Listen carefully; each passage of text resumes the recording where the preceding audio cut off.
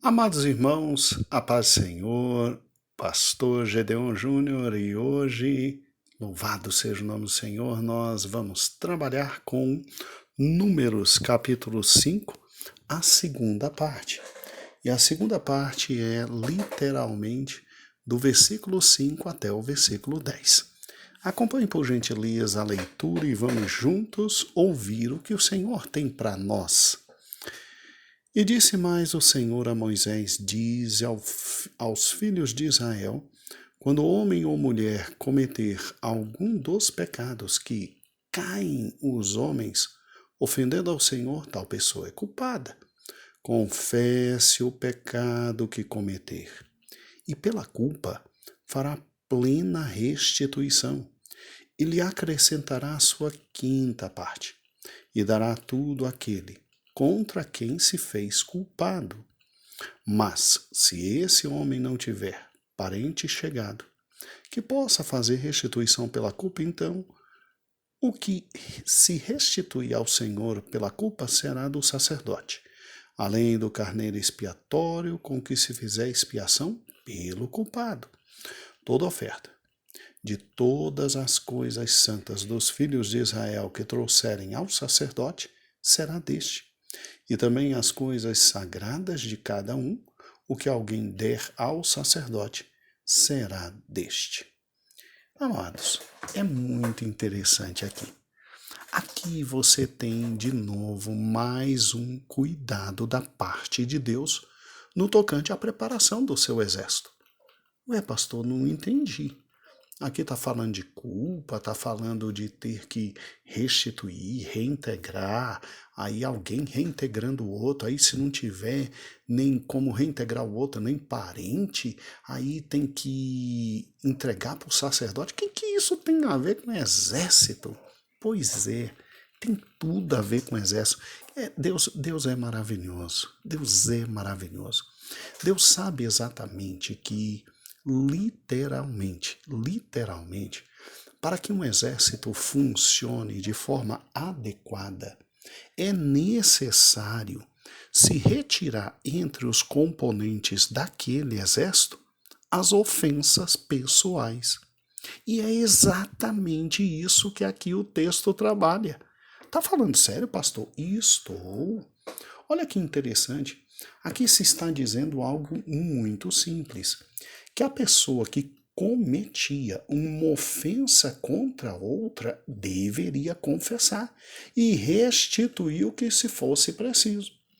Então, quando um israelita ele ofendia um outro, primeiro ele tinha que ir atrás deste outro, confessar seu erro e restituir, ou seja, pagar aquilo que é devido, ressarcir o outro, ressarcir o outro do dano que ele sofreu. E aí sim ele poderia ir literalmente lá no sacerdote, como diz o texto aqui no final, levando o novilho e aí pedir perdão a Deus. E o que eu acho interessante é o seguinte: quando a gente vê literalmente isso que está aqui do versículo 5 ao 10, só vem na cabeça da gente tudo que nós estudamos com o pastor Arnaud em Levítico 6, de 1 a 7, e depois Levítico 7, de 1 a 10. Vá lá, pegue Levítico, vá estudar Levítico 6, e você vai ver que era simplesmente obrigação restituir ao outro o prejuízo que você deu a ele. Então pense, não bastava apenas confessar o pecado, dizer, meu irmão, sinto muito. Não, não, não, não, não, não, não. Tinha que ir e ver quanto é que eu te prejudiquei. Tá aqui o dinheiro. Tá aqui o dinheiro. Você está pago. E depois ainda levar o sacrifício pelo pecado ao sacerdote. Então, o transgressor, aquele que afligia seu irmão, aquele que se comportava de forma errada, deveria pagar a parte prejudicada, ou então um parente, aí não tendo parente, o sacerdote, uma quantia em dinheiro equivalente. E segundo os textos lá de Levítico, mais 20%. Mais 20%. Para servir de quê? De reparação a perdas e danos. E simplesmente, aí sim, você ia demonstrar o verdadeiro arrependimento com restituição honesta, e a partir desse ponto poderia ir ao sacerdote, levar o animal para que o animal morresse no seu lugar e Deus lhe perdoaria. Incrível, né? Incrível o teor da santidade de Deus.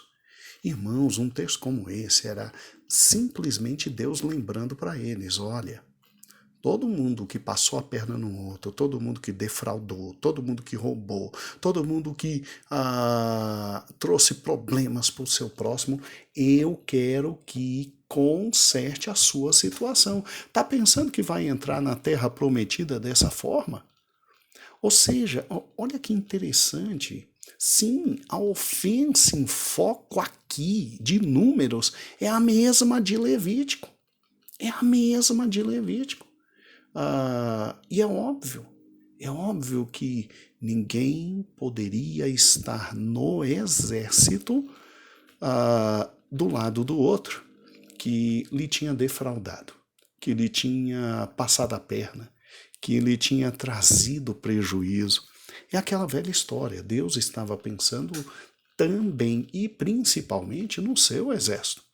Porque quando você está numa batalha, você vai ajudar o teu irmão, os dois juntos vão tentar prevalecer contra o inimigo. Agora, se quem está do meu lado é aquele pilantra que me passou a perna, me defraudou, falou mal de mim, simplesmente. Não, meu amigo, esse aí a gente deixa sozinho e ainda avisa: ó, inimigo, não me mata, não, mata antes aquele vagabundo ali que me passou a perna. Mas isso é tranquilo. Aqui está em jogo a unidade do exército. Aqui está em jogo a unidade do exército. E é fantástico, irmãos, quando eu digo que Levítico é fantástico e que Números é muito mais do que números, irmãos, olha que Deus extraordinário. Deus está tratando aqui com um problema sério da culpa, com um problema sério das lides, das encrencas, né? Hoje o pessoal tem um nome engraçado, treta. Hoje o nome é treta. Deus está aqui tratando das tretas no meio do seu povo, está dizendo, não é porque está perto de entrar na terra prometida que você pode vir para o meu exército tendo passado a perna no seu irmão, defraudando o seu irmão, ridicularizando o seu irmão, trazendo prejuízo ao seu irmão. Não, meu amigo. Vai se consertar.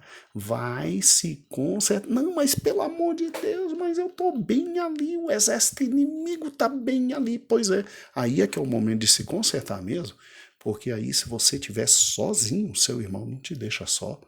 Aquele que você simplesmente defraudou, passou a perna, humilhou, trouxe problemas, quando você se arrepende verdadeiramente, ele na hora da guerra, ele é o primeiro a estar do teu lado te defendendo. Gente, é incrível como o perdão e o arrependimento provocam fatos maravilhosos na vida de qualquer um. E aqui, literalmente, o que Deus estava querendo? Aqui, literalmente, Deus estava querendo manter a unidade do exército. Porque pense comigo. Aqui não tem outro elemento envolvido, não. Israel estava prestes a enfrentar os seus inimigos. E não podia haver simplesmente roturas. Não podia haver problema na questão da unidade do exército. Aí pense comigo, como é que vai ter unidade? Se o povo estava simplesmente com muito conflito interno, por causa de ofensas pendentes. Irmãos, soldados zangados com seus companheiros levariam com certeza, a derrocada de toda uma nação. A derrocada de toda uma nação. Irmãos, é incrível como Deus cuida nos detalhes. Deus cuida da organização, Deus cuida da chefia, Deus cuida dizendo quem vai mandar, quem vai ser mandado, e Deus escolhe e coloca em postos de chefia realmente aquelas tribos mais fortes. No exército do leste é simplesmente Judá, no exército do norte, Dan, no exército do sul, Ruben, e no exército do oeste, Efraim. Então, Deus sabe quem tem que comandar, quem tem que estar à frente, quem vai ser comandado, e na frente de todo o exército, o grande Josué. E submisso a quem? Submisso a Moisés e a Arão. Olha que fantástico. Agora, Deus que cuida do macro, do exército, como se posicionar, que forma lutar, quem vai lutar do lado de quem vai trabalhar do lado de quem, Deus cuida agora do exército no individual. Número 5. Número 5 é fantástico, irmãos, é fantástico, porque Deus vai cuidar agora da saúde de cada um dos grandes que lutarão. Deus vai cuidar da saúde de cada um dos pequenos. Deus vai cuidar da saúde de cada um dos medianos. É óbvio que tem gente que tem complexidade física maior do que os outros. Então, tem gente que é mais forte, tem gente que é mais fraca. Então, na medida em que Deus separa os imundos do arraial, ele impede que os mais fracos fisicamente peguem a doença. E, obviamente, passe para aqueles que são medianos, e, obviamente, os medianos passam para aqueles que são mais fortes. Então, está vendo que ele está cuidando individualmente de cada um e da saúde de cada um, que tinham que ter saúde para vencer. E é interessante isso, né? Deus não poderia simplesmente ele mesmo eliminar todos os inimigos? Poderia, mas ele entregou na mão de cada israelita uma espada e disse, vai lá e mata. Sabe por quê? Porque tem coisa que nós é que temos que fazer. Agora, olha que interessante. Deus é um Deus tão detalhista que agora Deus cuida, literalmente, dos conflitos. Dos conflitos. Adianta ter saúde se eu estou revoltado com meu irmão? Adianta ter saúde se eu quero que meu irmão morra? Adianta ter saúde se eu não consigo olhar para a cara do meu irmão? Adianta? É lógico que não. E aí Deus, de forma maravilhosa, para manter a unidade do exército, Deus diz o seguinte, se vocês estão pensando que eu me esqueci de tudo que eu já tinha ensinado para vocês em Levítico capítulo 6, Levítico capítulo 7, Levítico capítulo 5, do versículo 14 a 19, tá? Vocês estão pensando que eu esqueci? Eu não esqueci, não. E eu quero que vocês pratiquem aqui. Eu quero que vocês olhem um para a cara do outro e possam não ter do que sentir vergonha. Eu quero que vocês simplesmente olhem nos olhos um do outro e que um confie no outro. E um confie no outro. Eu quero que vocês simplesmente possam dormir de cabeça tranquila. Porque, irmãos, a pior coisa do mundo é querer dormir e você ficar pensando, meu Deus, estou devendo, meu Deus, passei dos limites, meu Deus, estou com problema com o irmão tal. E parece que os olhos do irmão não deixam de estar na sua frente. Tá, tem gente que é cara de pau. Né? Tem gente que é tão malandro, tão mala, tão mala sem alça, tão, não vou falar isso, Senhor, tão terrível, que simplesmente dorme como se nada tivesse acontecido, não paga os outros, passa a perna nos outros, mente e fala mal de todo mundo, mas fala mal de todo mundo, e desce além em todo mundo, e dorme à noite como se nada tivesse acontecido. Mas o normal é, quando a gente tem uma encrenca com um outro, o que acontece? A gente não se sente bem, a gente não tá legal. Aí você dorme não dormem. Aí você não consegue ver aquela pessoa pela frente. Aí você sente angústia quando o vê. Muitos têm vontade, têm um ódio tão grande, têm vontade de vomitar. Aí passa mal. Meu irmão, você já imaginou? Aí a saúde vai para o espaço e simplesmente sem saúde aquele exército não conseguiria lutar. Não conseguiria lutar. E o grande problema é que o outro que te fez mal ainda tem família. Esse é o grande problema. E aí, se de repente você paga um mal com o mal, aí a família do outro vai querer pagar o mal com o mal e isso não acaba nunca. Isso quem lucra é literalmente o diabo. E aí, Deus, de forma fantástica e estratégica, ele diz, versículo 5 de Números 5. Disse mais o Senhor a Moisés, dize aos filhos de Israel, quando um homem ou mulher, cometerem algum dos pecados que caem os homens, que pecados são esses? Literalmente pecado contra o outro, defraudação, maledicência, que caem os homens. Olha que interessante. Simplesmente ofendendo ao Senhor, tal pessoa é culpada. Não pense que quando você agride o seu irmão, você está agredindo só o seu irmão, você está agredindo ao Senhor que mandou dar para ele literalmente um copo d'água e disse, quem der a um dos meus pequeninos um copo d'água recebe galardão. Agora é daquele que toca num dos meus pequeninos, está arrebentado, está arrebentado. Olha que interessante, versículo 7. É para fazer o quê? Confessará seu pecado que cometer e pela culpa fará plena restituição.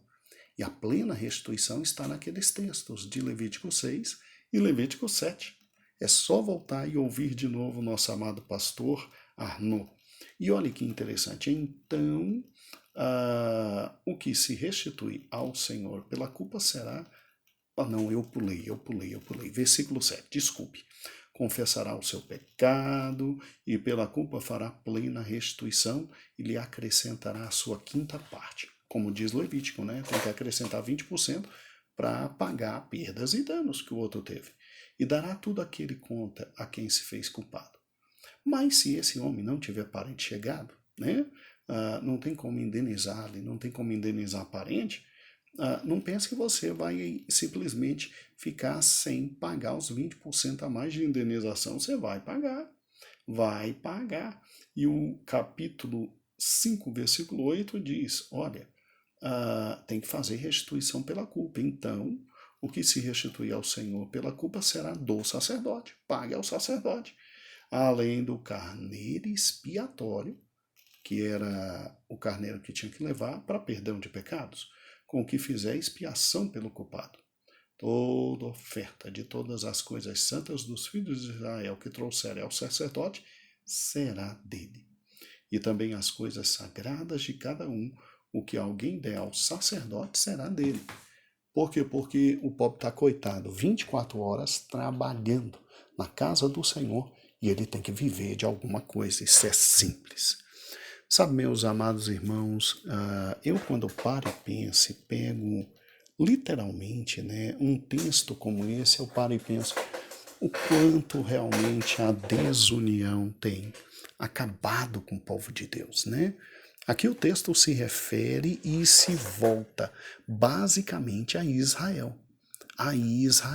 Né? E óbvio que o texto, numa aplicação primária, ele tem a seguinte aplicação prática e óbvia. Israel havia se alinhado em ordem para a batalha, para marchar em direção à terra prometida. Mas a sua unidade poderia ser abalada se os israelitas ficassem brigando entre si. E aí, através da restituição, do sacrifício, podia ser restaurada a paz com Deus e a harmonia entre os irmãos. E aí seria uma nação forte. Eu fico pensando, é no Novo Testamento, na aplicação disso, né? Jesus também não brincou com essa questão de simplesmente se reconciliar com seus irmãos. Eu vou citar Mateus, sim, capítulo 5, versículo 23, e todo mundo já sabe o que eu vou citar, né? Se, pois, ao trazeres ao altar a tua oferta, ali te lembrares de que teu irmão tem alguma coisa contra ti, deixa perante o altar a tua oferta e vai primeiro se reconciliar com teu irmão. Quer dizer, oferta, ato simples de adoração na casa do Senhor. Deus não recebe se eu estou brigado com meu irmão? Ah, sério, sério, sério. Outro texto que me vem à mente é um texto que creio que quem comentou lá em 1 Coríntios foi pastor Elias Santana, nosso querido pastor da mocidade. E eu creio que foi ele sim. Olha que interessante, 1 Coríntios capítulo 6, né? Capítulo 6. E Paulo está falando de problemas entre irmãos na igreja. Entre irmãos na igreja, né? E literalmente Paulo diz, não leva isso para os juízes humanos, não. Não envergonha a igreja. E olha o que Paulo diz em 1 Coríntios capítulo 6, versículo 7. O só existir entre vós demandas já é completa derrota para vós outros. Você já parou e pensou nisso? Só no fato de existir encrenca no meio do povo de Deus já é derrota. E aí ele conclui, por que não sofreis antes a injustiça? Por que não sofreis antes o dano? Rapaz, deixa isso para lá, sofre o dano. Deus é Deus. Não leva para os tribunais esse tipo de coisa. Isso só envergonha a igreja e o povo de Deus. E o último texto que eu quero lembrar para os irmãos, dos vários que existem, está em Gálatas, capítulo 5, versículo 15. Gálatas foi uma epístola muito interessante. Eu gosto muito de Gálatas. Esta epístola comentada pelos nossos amados irmãos na Paraíba, né? Pastor Davi, sua esposa, teve uma diaconisa que Deus abençoou tanto, foi tão bom o estudo de Gálatas, né? Mas tem um versículo que me chama muita atenção. Olha que interessante. Gálatas 5:14 diz assim, porque toda lei se cumpre em um só preceito, a saber, amarás o teu próximo como a ti mesmo. Aí vem Paulo dando uma chicotada nos irmãos ali da Galácia, dizendo, se vós, porém, tá? Ou seja, não tem que amar o teu próximo contra si mesmo. Agora, se vós, porém, vos mordeis e devorais uns aos outros, ou seja, se aí dentro da igreja está tendo pancadaria, briga, como os meninos dizem, treta, ou seja, se vós vos mordeis e devorais uns aos outros, vede que não sejais mutuamente destruídos. Ou seja, não adianta estar brigando entre si, vocês estão sendo destruídos. Porque está acabando com a unidade. Acabando com a unidade, acaba com o que há de mais precioso na casa de Deus, que é a união e a unidade. Mas eu quero terminar não de forma negativa, de forma positiva. Você sabia que o mesmo Deus que falou para Moisés em Números, eu não quero briga no meio do meu exército, então ninguém se esqueça de tudo que eu falei para vocês lá em Levítico 6, e eu não quero briga entre vocês. É para ter respeito e se houver problemas, quem errou, assuma a culpa e vem simplesmente ressarcir o outro. Esse mesmo Deus, antes de ir para a cruz e subir para os céus, ele fez uma oração. Sim, sim, sim. Jesus, que deu esta regra a Moisés em Números, é o mesmo que pessoalmente, antes de subir na oração sacerdotal, disse, Pai, que eles sejam um, como eu e tu somos um. E olha, o Pai não nega o que o Filho pede. Pode ficar tranquilo. Deus vai trabalhar no meu coração e no seu coração para a gente ser um. Para a gente ser um. Se tem uma faceta positiva nesse momento de coronavírus, se é possível dizer isso, uma faceta positiva é gente que eu nunca vi na vida. Orando pelos outros irmãos, eu comecei a ver.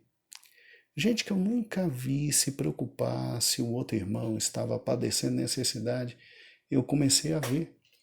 Porque me ligam, falam comigo e dizem, pastor, aquele irmão, eu estou preocupado. E eu fico assim, Jesus, só o Senhor para ter tocado no coração dessa peça rara.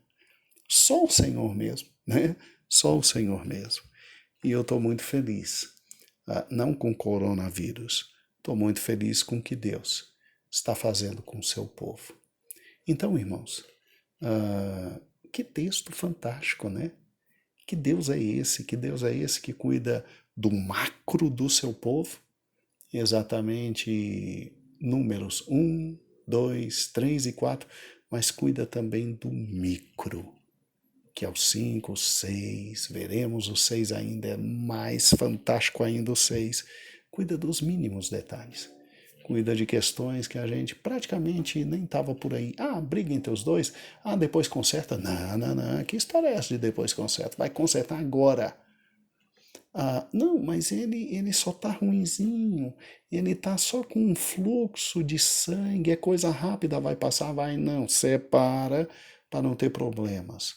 Fantástico Deus, né? Fantástico Deus. E que livro extraordinário esse. Meu irmão, muito obrigado de novo pela tua absoluta audiência. Eu me sinto honrado em poder compartilhar esses rápidos pensamentos com você sobre a palavra de Deus e tentar te fazer amar cada vez mais esta palavra. Porque homem nenhum poderia ter escrito um livro como esse.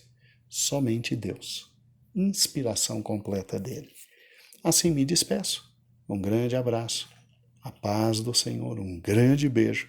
Que o Senhor te abençoe e amanhã terminamos o capítulo 5 com um texto muito interessante, né? Ciúme. Você já teve ciúmes? Já teve ciúmes de sua esposa? Vai achar muito engraçado o texto de amanhã. Será fantástico. Um grande abraço e a paz do Senhor.